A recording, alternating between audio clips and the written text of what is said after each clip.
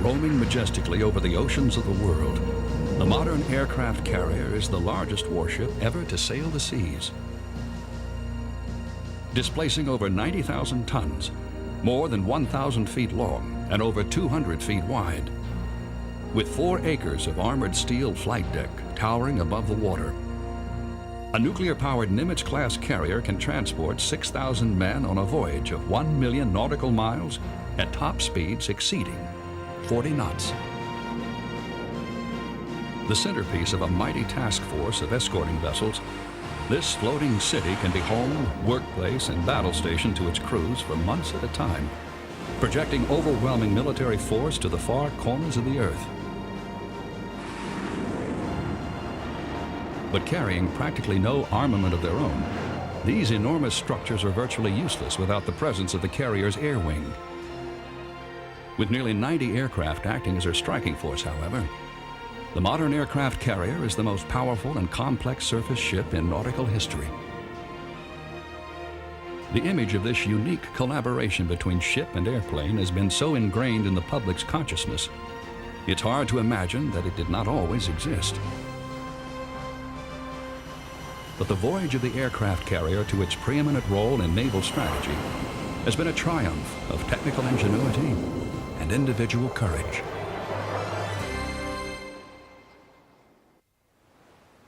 At the beginning of the 20th century, the battleship was the most dominant vessel in the world's navies.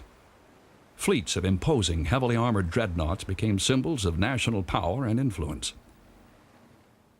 But with the advent of controlled flight, naval strategists came to recognize the utility of aircraft, if only as scouts for the battle fleet. The leaders of the U.S. Navy were among the first to experiment with putting aircraft on ships, and in 1910 they ordered a test that would make history. In Hampton Roads, Virginia, workers constructed a temporary wooden ramp over the foredeck of the scout cruiser USS Birmingham. On the afternoon of November 11th, pilot Eugene Ely accelerated down the ramp in his Curtiss biplane and struggled into the air, landing at a shore base a few miles away. 7 months later in San Francisco Bay, Ely added to his previous achievement by landing a different Curtiss plane on a platform built over the stern of the anchored armored cruiser Pennsylvania. As the Pennsylvania's captain greeted Ely, he told the intrepid flyer, "This is the most important landing since the Dove flew back to the Ark." 1 hour later, Ely flew off the ship and returned to shore. Eugene Ely had triumphantly demonstrated the potential for naval aviation. Yet the leaders of the U.S. Navy failed to build on their early successes. Still convinced that the battleship would remain the dominant warship in the American fleet for years to come, they saw no pressing need to emphasize the development of U.S. naval aviation. The lack of enthusiasm on the part of the United States Navy for aviation at sea, if you will, came from what I call the battleship mentality. Our British brothers were a lot more innovative and a lot more receptive to new ideas than were the people in charge at that time. The British began using aircraft to scout for enemy ships just prior to World War I. They used planes equipped with pontoons called float planes that were carried on converted merchant ships. But to launch and recover their float planes, the ships had to stop and use onboard cranes to lift the aircraft to and from the water. This time-consuming process made it difficult for the vessels to keep up with the squadrons of warships they were scouting for. And since the float planes needed a smooth water surface for takeoffs and landings, it also made operations in rough weather nearly impossible. Weighed down by their pontoons, the float planes themselves were as unwieldy as the procedures needed to operate them. Responding to these shortcomings, in September 1918, the British commissioned the world's first practical aircraft carrier, the HMS Argus. What was special about the Argus, what was absolutely special, was that big flat deck. The flat deck meant that an airplane could run up to take off. It meant an airplane could land. That meant that you didn't need float planes anymore. It was called an all-weather carrier. By later standards, it's a joke. It can only operate in fairly calm weather. However, compared to float planes, which were the earlier type of naval aircraft, it was a miracle. It was her flat deck that was the Argus's most recognizable feature, and which would give all succeeding carriers their distinctive appearance. It would also give them a distinctive nickname: flat tops. But the deck wasn't the only feature that the Argus passed on to her descendants. She also had electrically powered elevators that raised and lowered her aircraft from storage in the hangar deck to the flight deck above. Although World War I ended before the Argus became operational, in many ways she had set the pattern for the future. The close relations between the U.S. and British navies and the free interchange of ideas relating to carriers led to renewed American interest in naval aviation. We have observers in Europe. We watch as they develop this thing. Also, we have British officers attached to the U.S. Navy, and they tell us how they're going to do it. So by the end of World War I, the U.S. Navy is interested in aircraft carriers also, and is talking about building one.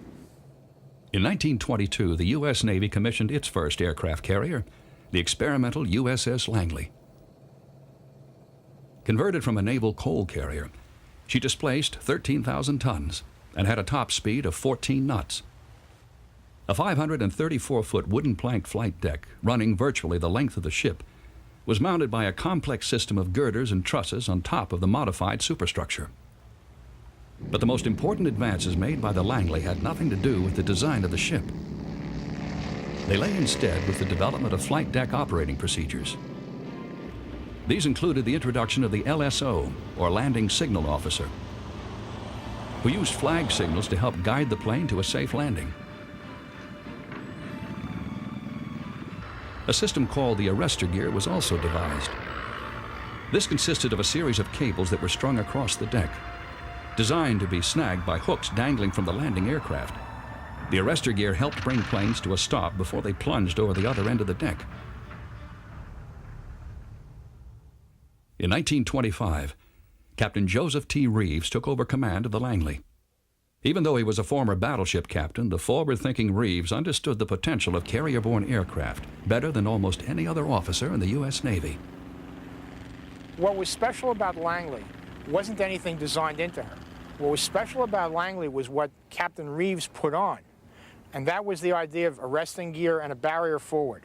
The idea that you could operate a lot of airplanes if, instead of putting them in a hangar every time they landed, you moved them to the front of the ship, protected them with a barrier.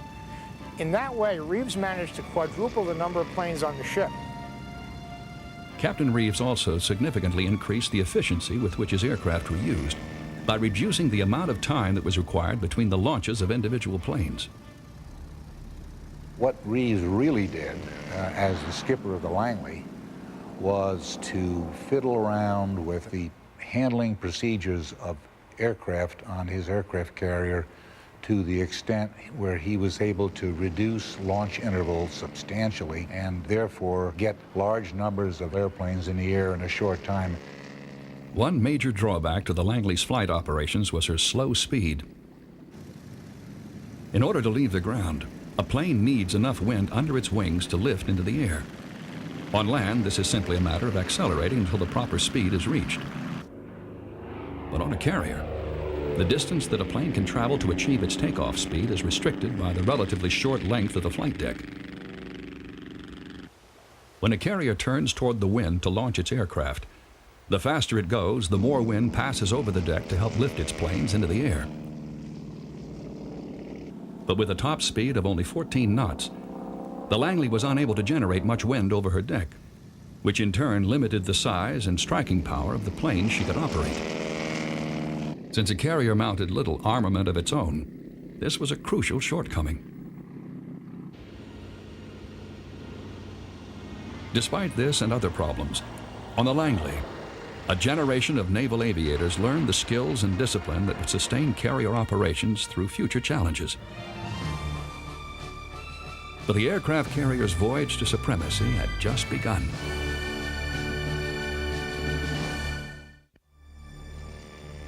In the years following the First World War, naval commanders viewed the aircraft carrier as primarily a launch platform for scout planes to support the battleship, which was still the fleet's main offensive weapon. Ironically, it was an arms control agreement that gave the carrier its biggest boost in breaking out of his secondary position. The Washington Naval Disarmament Treaty of 1922 severely curtailed the construction of new battleships and their swifter cousins, battle cruisers. But since most naval strategists considered aircraft carriers to be little more than auxiliary vessels, they were far less restricted, with the only other alternative being to scrap their partially constructed battleship and battlecruiser hulls. The world's great naval powers began converting them into aircraft carriers instead. In the United States, what would have been the battlecruisers Lexington and Saratoga emerged as aircraft carriers in 1927. The 880-foot-long flight decks that topped their armored hulls were the world's longest and would remain so for the next 18 years. Their 16 boilers generated 180,000 horsepower, giving them an amazing top speed of 33 knots. A 33,000-ton vessel that could go 30 knots or more was very impressive, not only in what it could do to avoid enemy submarine threat, for example, but even more so, it gave it a flexibility in generating wind over the deck to operate airplanes with a lot higher weight and performance. But the most impressive thing about the Lexington and Saratoga was their formidable offensive capability. With each ship carrying an air group of just over 80 fighters and bombers, they could send a significant striking force well over the horizon, far beyond the reach of even the mightiest battleship guns. In January 1929, during a mock attack on the strategic Panama Canal, the Saratoga proved this capability by performing what would become a milestone in aircraft carrier tactics. In command was now Admiral Joseph Reeves, who was anxious to put his Langley experience to the test. Reeves separated Saratoga from the rest of the battle fleet and maneuvered her away from the target area. The defending force searched in vain for the missing carrier. 2 days later, Saratoga changed course, making full speed towards the canal. Reeves again defied convention by ordering his 83 planes to be launched in the pre-dawn darkness, 200 miles out at sea.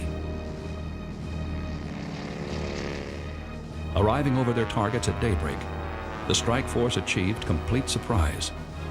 Had it been a real attack, the strategically vital canal would have been crippled before its defenders could mount an effective defense.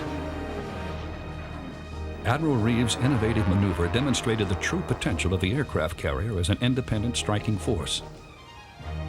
By 1936, when the limitations imposed by the Washington Naval Treaty expired, there were 4 aircraft carriers in the U.S. Navy. As war threatened in Europe and the Far East, Congress authorized funds for additional carriers. A new fast carrier, the USS Hornet, was rushed into production in 1939. She joined the fleet in October 1941. Just a few months later, the Hornet would be instrumental in delivering the first blow against an enemy who had learned all too well the lessons of the previous decade.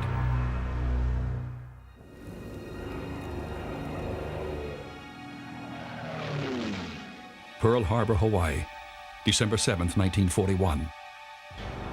Executing a plan conceived by Japanese Admiral Isoroku Yamamoto, a task force of 6 Japanese carriers launched a strike of over 200 planes that succeeded in crippling or sinking 8 American battleships. It was the most devastating use of aircraft carriers to that time. But the 3 American aircraft carriers that Yamamoto had hoped would be in port were on maneuvers at the time of the attack and escaped destruction. With virtually all of their battleships out of commission, the leaders of the U.S. Pacific Fleet began to develop an offensive strategy around the only major warships they had left afloat, their carriers. Pearl Harbor changes things because it eliminates the battleships so that the fleet can't operate the way it used to. That's a big change. But contrary to popular belief, the U.S. Navy wasn't caught completely unprepared for the shift to a carrier-based war effort. The attack only accelerated a process that had already begun. The airplanes that are going to win the Pacific War are largely already in development. The radars that we're going to use are in development, but we don't really understand how to use them yet, and we don't understand that for several more years. While U.S. naval planners were still developing the new offensive carrier strategy, they turned to their aircraft carriers to perform a unique and dangerous mission.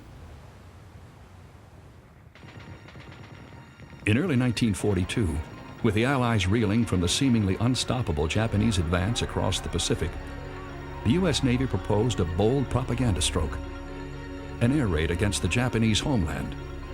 Their primary target? The capital city of Tokyo. The so-called First Special Aviation Project assigned Army B-25 medium bomber aircraft to a mission that the plane's designers had never dreamed of: to be launched from an aircraft carrier in the middle of the ocean. The B-25 had been chosen because of its relatively long range, but the size and weight of the normally land-based planes meant it would be extremely difficult for them to take off from even the largest carrier. Because of these difficulties, it would take an officer of extraordinary ability to lead the daring mission. That man was aviation pioneer and speed champion Lieutenant Colonel James Doolittle. On April 18, 1942, enemy patrol boats spotted a task force, including the Hornet and the carrier Enterprise, 700 miles from the Japanese mainland. Even though they were 300 miles away from the planned launch point, Task Force Commander Vice Admiral William Bull Halsey made the decision to arm and launch the B-25s.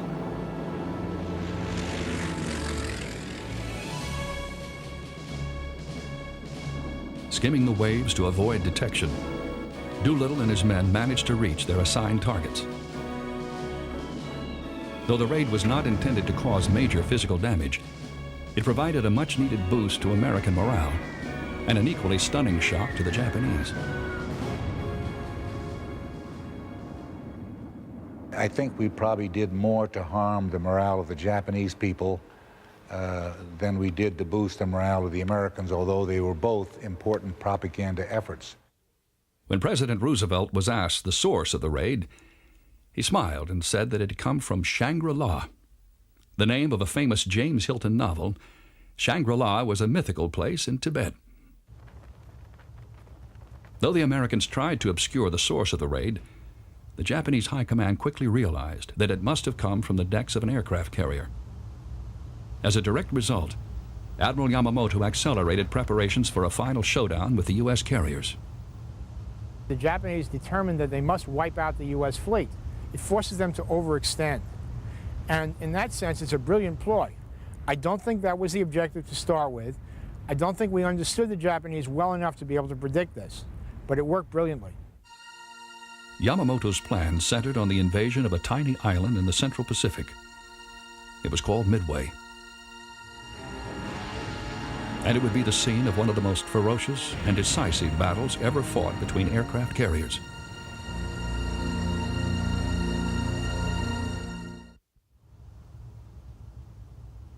Before Admiral Yamamoto could implement his ambitious plan to annihilate the U.S. carriers at Midway, the Japanese had to secure the southern portion of their conquests.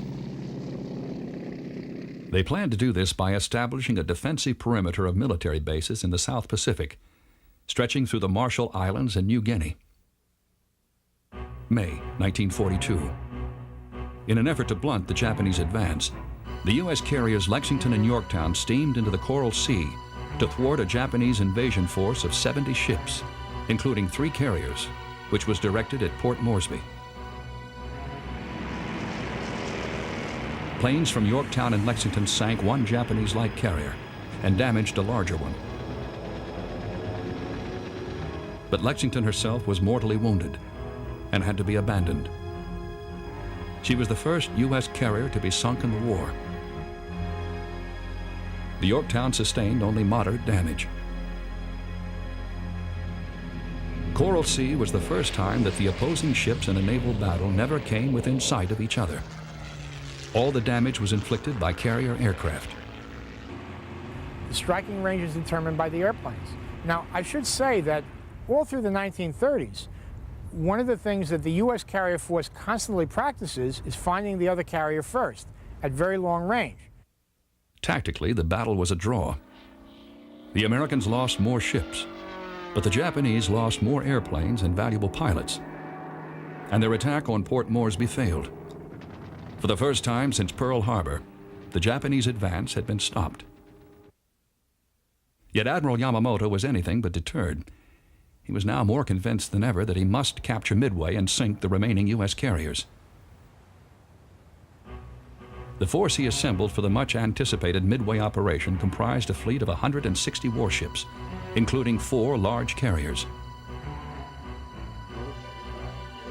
Acting on information from decoded Japanese radio traffic, and despite objections from some of his staff, Admiral Chester Nimitz committed his only 3 carriers, Enterprise, Hornet, and Yorktown, to the coming battle.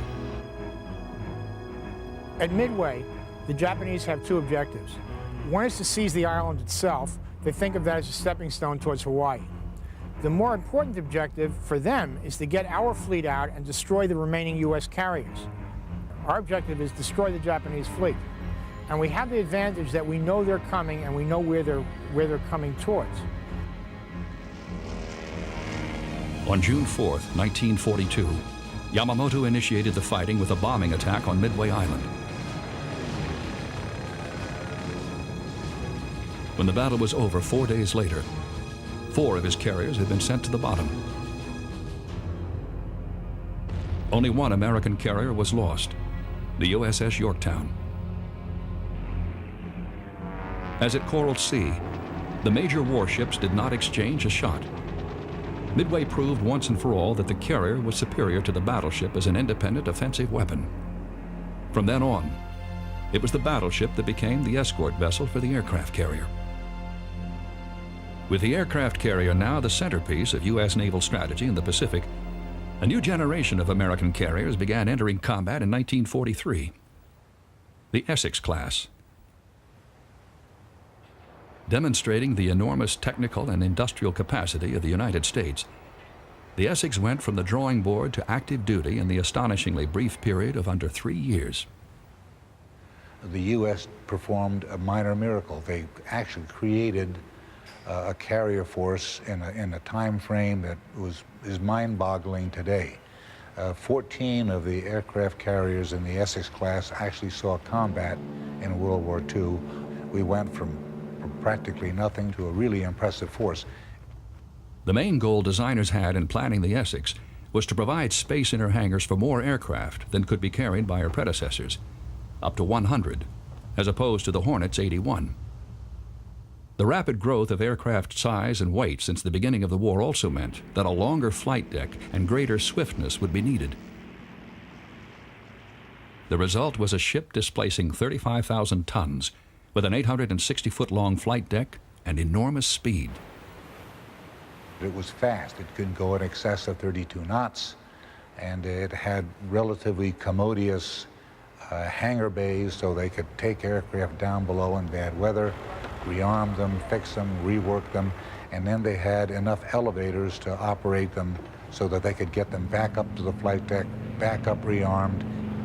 The combined effect of that design gave you a very, very potent fighting weapon.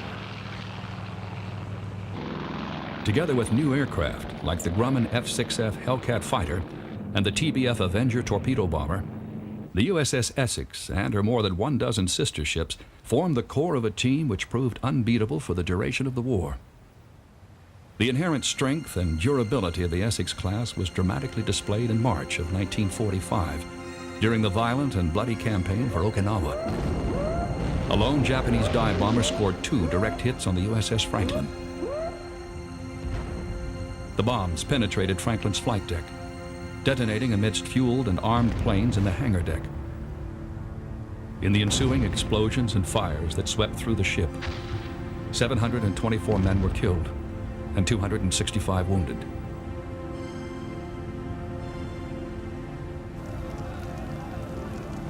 But through superhuman effort, the Franklin's crew brought the fires under control. It's one of those things you read about and you find yourself shaking your head. But the thing that amazed all of us most was the fact that she managed to take herself all the way back to the United States, 12,000 miles over the open ocean, and get back into the yard to get fixed. And that's a story in itself. The U.S. Naval Bureau of Ships called it the most severe fire survived by any U.S. warship during the course of World War II. It was the closest any Essex-class carrier came to being lost to enemy action.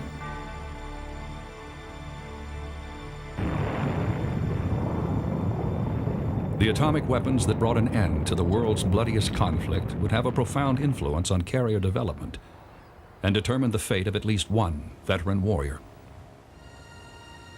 In July 1946, the USS Saratoga, witness to 20 years of struggle and achievement, was once again called into the Central Pacific as part of a test at a small coral atoll named Bikini. It would be her last call to duty.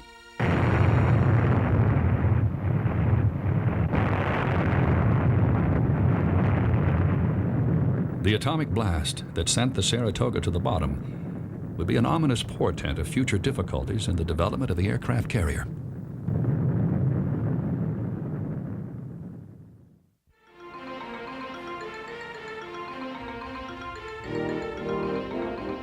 The awesome power of atomic weapons caused a major rivalry to develop between the newly independent U.S. Air Force and the Navy as to who should have the primary role in defending the United States. Some leaders in the Air Force believed that there was no longer any need for the Navy and its carriers, arguing that the Air Force's nuclear-armed bombers could fulfill all of America's strategic defensive needs. But while the debate raged within the halls of the Pentagon and on Capitol Hill, political events unfolding on the other side of the globe determined the immediate future of the aircraft carrier. In June 1950, the North Koreans invaded South Korea. Within a week, the carrier USS Valley Forge was heading at full speed toward the Korean Peninsula. For the next 29 months, Navy carriers provided close air support for UN ground forces.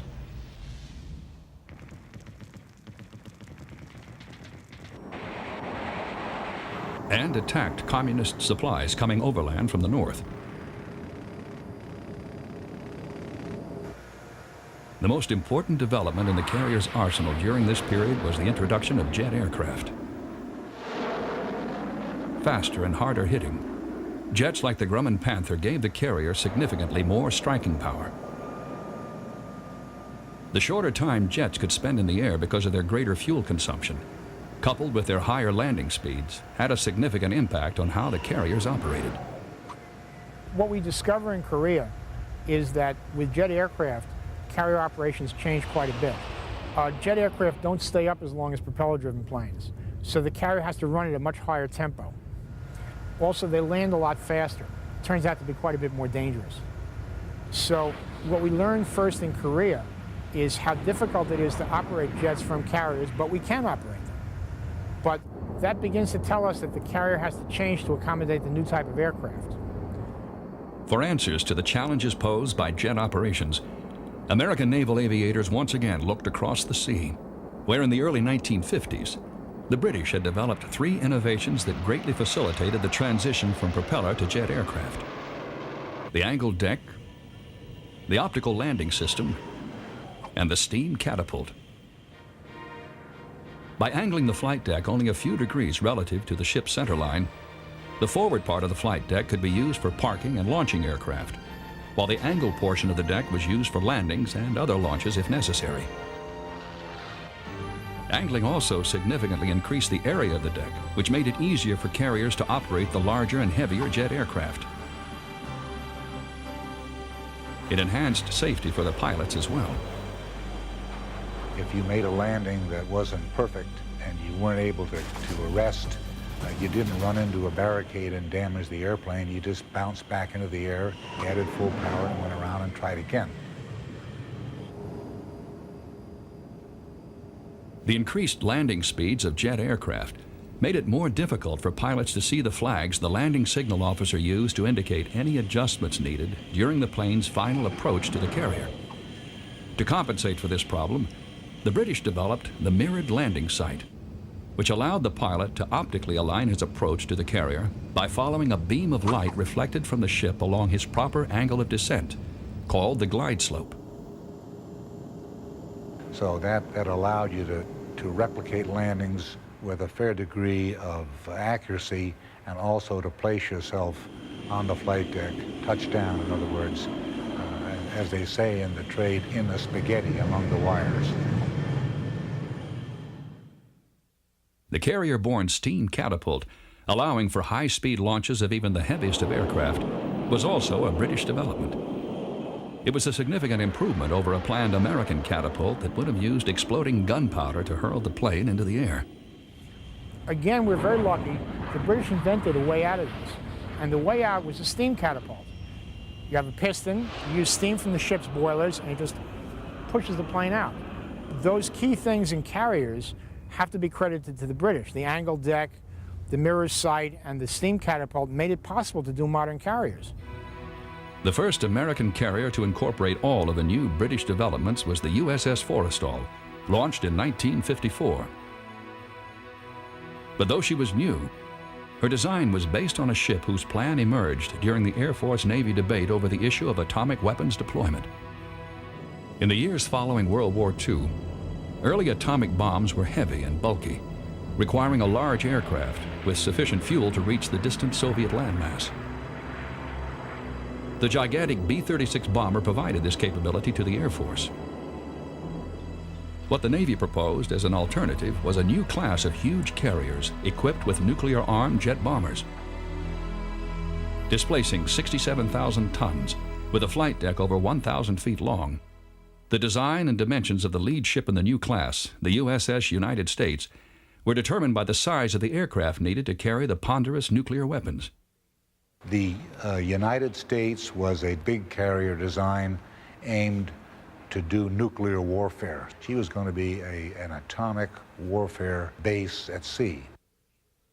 Competing to hold on to their share of the diminishing post-war defense budget, the Air Force and Army raised strenuous objections to developing the new class of carrier, whose estimated cost of $150 million per ship made them nearly 5 times as expensive as World War II's Hornet. Nevertheless, Congress approved construction of the United States in 1949. Then, only 9 days after her keel had been laid down, Secretary of Defense Lewis Johnson, a strong and vocal advocate of land-based bombers, canceled the program. The USS United States was really the most famous ship that was never built. The decision to cancel the construction of the United States, I think, was a terrible blow to the United States Navy, but still, the design had an effect on future carriers. The outbreak of war in Korea cut short any lingering debates about future roles for the aircraft carrier. The result was the Forrestal. After the Korean War started, it became obvious that large carriers were well worth the effort, and a large carrier program was revived. The Forrestal design owed a great deal to the United States. At 60,000 tons, the Forrestal was scaled down in displacement from the United States. But her price tag was not. In fact, at nearly $190 million, inflation actually swelled her cost beyond that of the United States. The Forrestal also retained the 1,000-foot flight deck and other features designed for her predecessor to facilitate the operation of nuclear-armed aircraft. A single ship could now launch enough destructive force to decimate an entire country. The supercarrier had been born. Yet though her major intended role was nuclear deterrence, the Forrestal's cavernous hangar deck and large complement of aircraft would prove equally valuable in waging conventional warfare. But it was the power of the atom that would determine the next crucial step in the evolution of the aircraft carrier.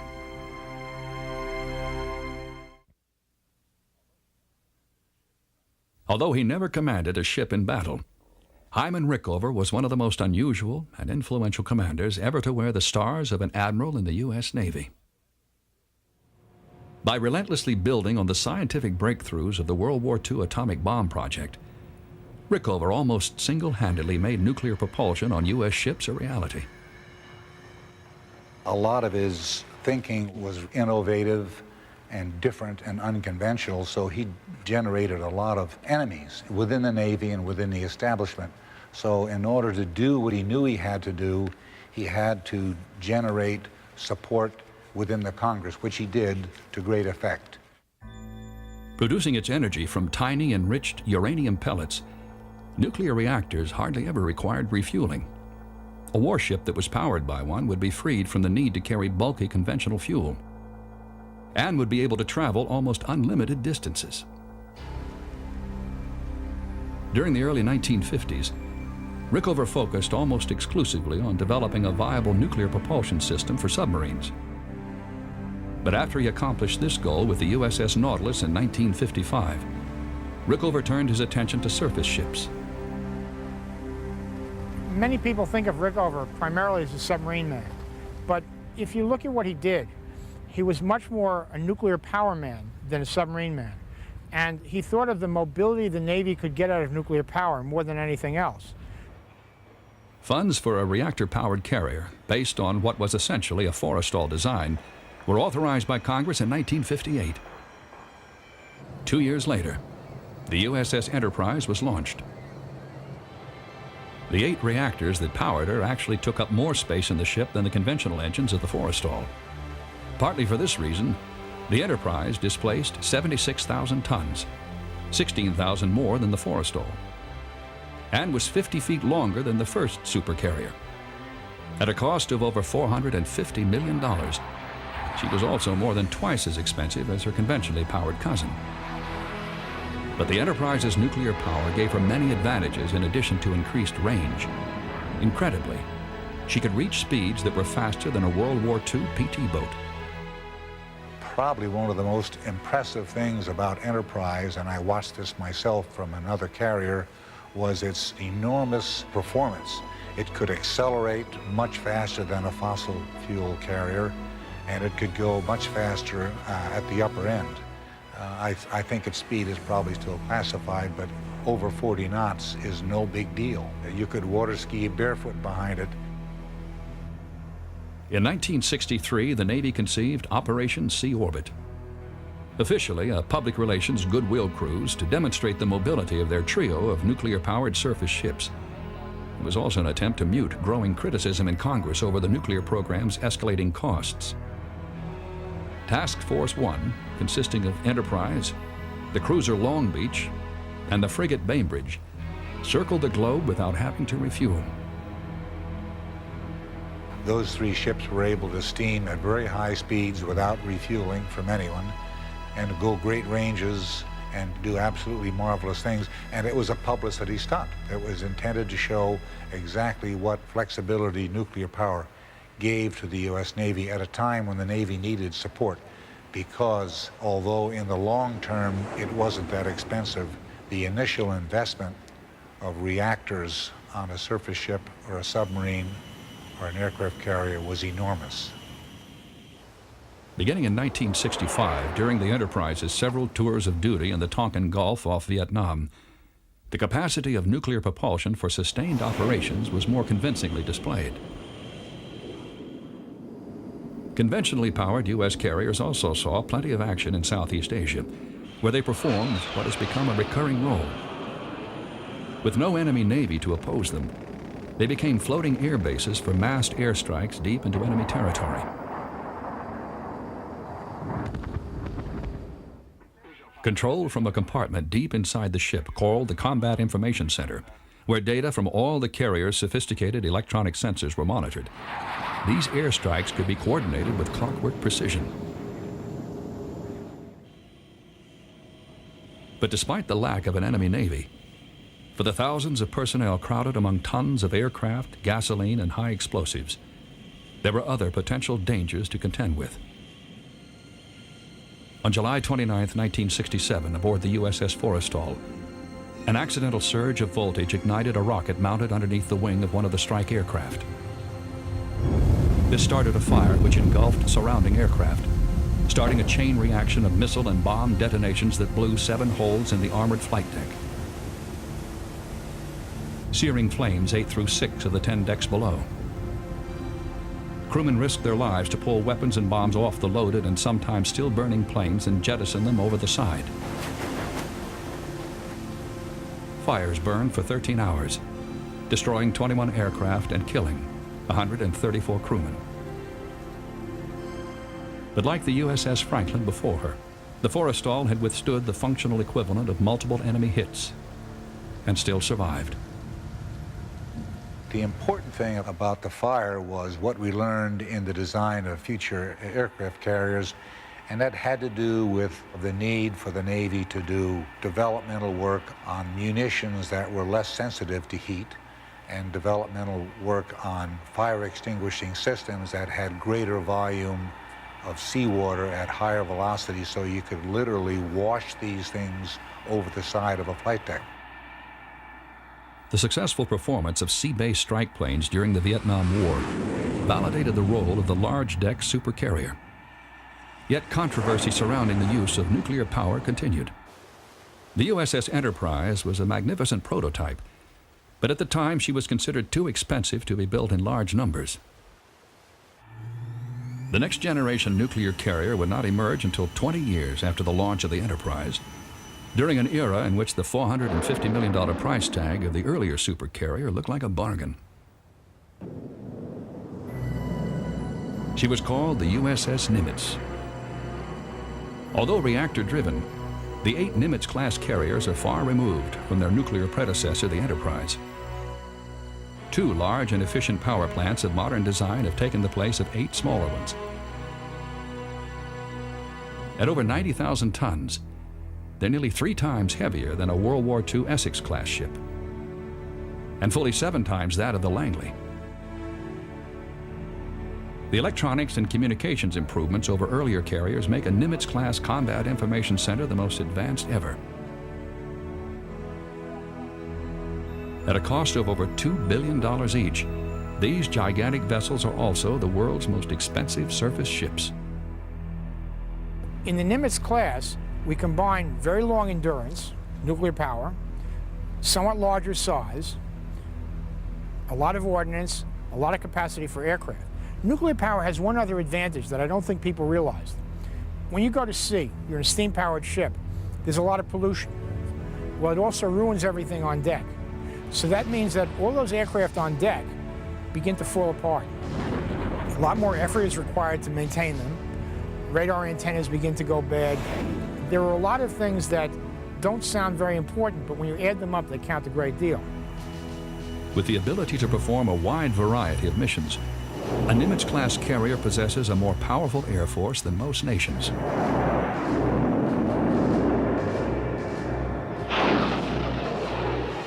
These impressive capabilities ensure that the Nimitz and her 7 sister ships will continue to dominate the seas well into the 21st century. In an era of robotics and microchips, the carrier is in some ways a curious anachronism. A medieval city, a fortress from whose walls archers launch flaming arrows into the darkening sky. But unlike the battleship, in whose shadow it developed and which it eventually eclipsed, the uniquely adaptable aircraft carrier redefines its role with every deployment. Carriers are special because they last a very long time and they change so much. They're special because the way in which they and their airplanes fit together is very unusual. They're special because of the variety of missions they fulfill. They're the most flexible thing you ever see in naval warfare, and they're amazing. In an uncertain world, the singular presence of the aircraft carrier has established it as an instrument of thundering power and silent persuasion.